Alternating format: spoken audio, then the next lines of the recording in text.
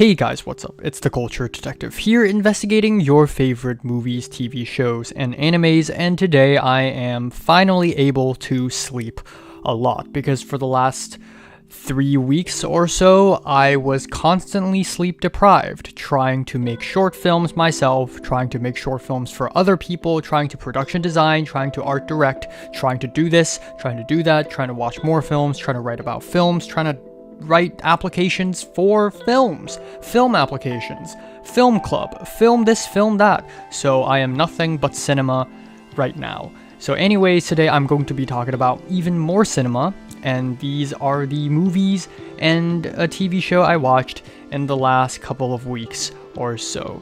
So starting off February 1st, I watched Mundane History by Anocha Suicha Kornpong. This is a really confident debut film from Thai filmmaker Anocha Suicha Kornpong. Just like Apichapong Wida Setakuro's films, it is slow cinema. It's non-linear and it barely has a story. Artistically, it is nowhere near as beautiful or as playful or poetic as Apichapong's films, but the use of nature and time is still really thoughtful here.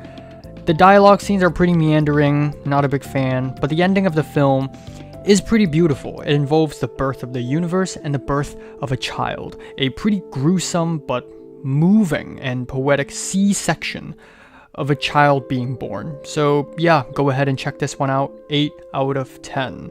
Actually, this film isn't out on any streaming platform, and I somehow, for some unknown reasons, got to see it at a club. So check this one out if you can, but I highly doubt it. 8 out of 10. Okay, next up, I finally finished watching the film Céline et Julie Go Boating, or Céline et Julie Vont en Bateau.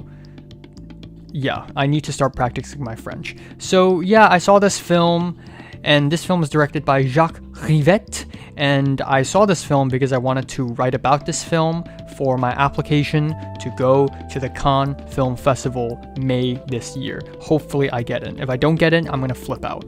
But anyways, after watching this film, I was so confused and I was a little underwhelmed, and I ended up not writing about this film for my application. Also, I got a subscription to the Criterion channel because of this film, so there's that.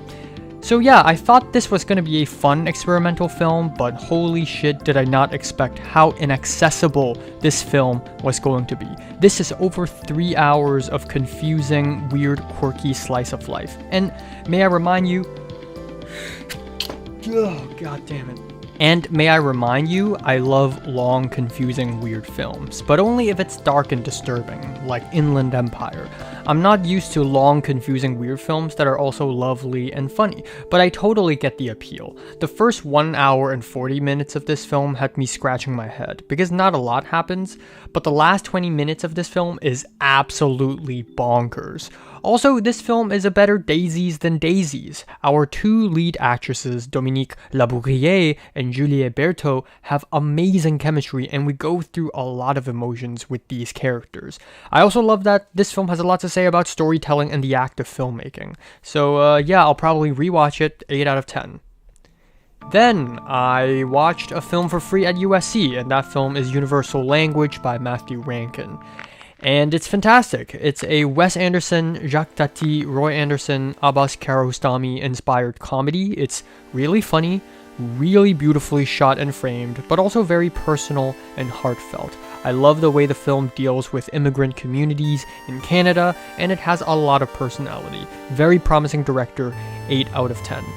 And then, on Criterion Channel, I watched Vengeance is Mine by Imamura Shohei. This is my first film by Imamura Shohei, and it's not a slow-paced film at all. It's a 2-hour-long film completely filled with sexual violence and murder, and it's very upsetting in a straightforward, fast-paced way. And this film explores sociopathy very well.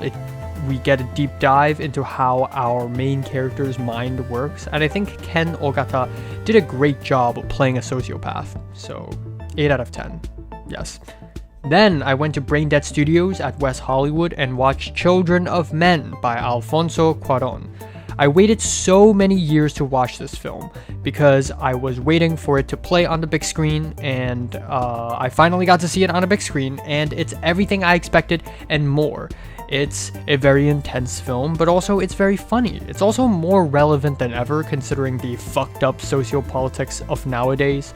The use of long takes and handheld camera work made the film so much more immersive, and I really miss when long takes are still cool and novel. I love the characters, I love every single scene, and it is just a brilliantly powerful film. Honestly, I love this film a lot. 10 out of 10. Then, on the next day, I went to the Egyptian theater and rewatched Mulholland Drive by David Lynch, R.I.P. And I even brought 3 friends to see it with me. And none of them have seen Mulholland Drive. And oh my god, this film is fucking sublime. There is also a very moving singing performance of La Llorando before the film is screened, and it's beautiful.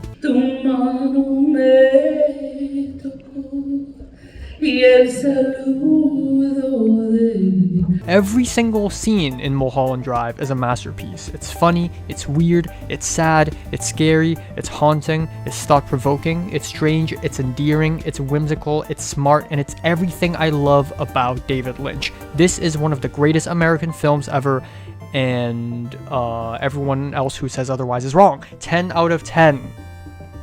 Then, on the Criterion channel, I finally, after so many sittings, finished watching Red Beard, or Akahige, by Kurosawa Akira. This is my 11th Kurosawa film, and it is a 3-hour-long film that actually has 5 or 6 stories within the film.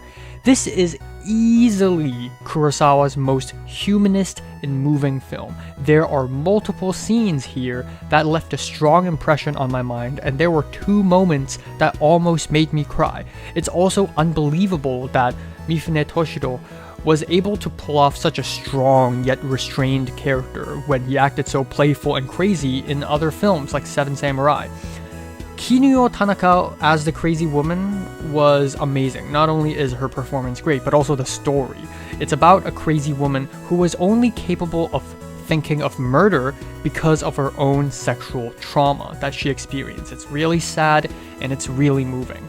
The scene where Sahachi talks about his wife going missing, the other scene where Otoyo was abused and she learns to find happiness by healing others, just so beautiful. This is an absolutely powerful film, and we have to be kind, especially in dark times. 9 out of 10. Then, I finally finished watching Squid Game Season 2, and it is a lot of fun. Yeah, the writing is not great, but I enjoyed the characters and the games. Some characters are poorly written, but some scenes are really memorable and entertaining, and that's all I'm really expecting, honestly. 7 out of 10.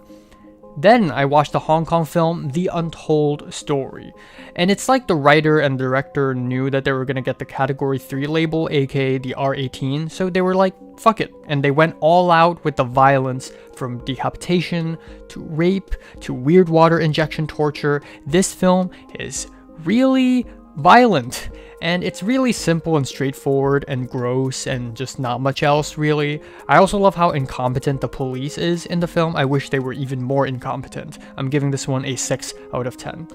And then, before Valentine's Day, or just a regular Friday, I watched 500 Days of Summer, and I was quite disappointed. There were some relatable moments, and the story is told in an interesting, non-linear way, but there's something so Hollywood and straightforward about it that made it feel cheap and not insightful enough. The goofy music, the cliche editing, and the narration just made it feel not that personal, and I also think that this film is not traumatizing and painful enough, because that's not, and I know that's because that's not what the director was going for. It's not a movie that's supposed to depress you. In fact, quite the opposite. It's a movie that's supposed to uplift you and give you hope, but I just don't feel it, man.